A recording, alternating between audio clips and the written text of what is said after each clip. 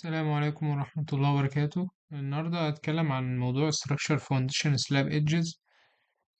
نفس السلاب ايدج اللي كانت في فلور، اللي هي من تاب Structure بعد كده فلور سلاب ايدج.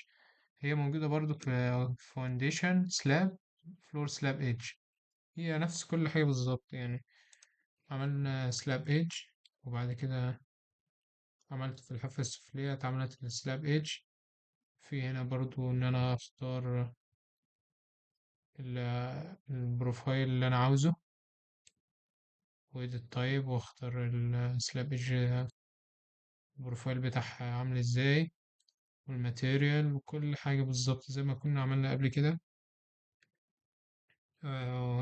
بعد كده في برضو نفس البارامترز vertical profile offset 500.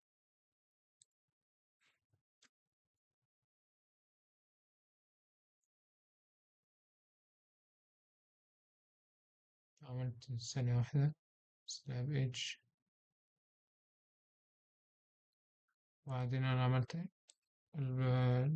الفيرتيكال بروفايل اوفست 500، هيطلع لفوق 500، وبعدين عملته سالب 500 هينزل تحت 500.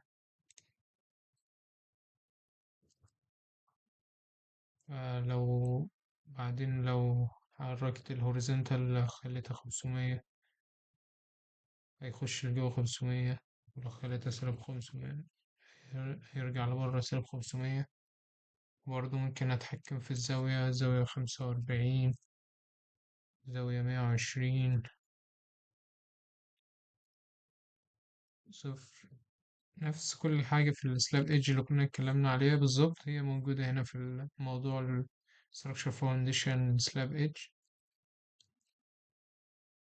وبس كده. السلام عليكم ورحمة الله وبركاته.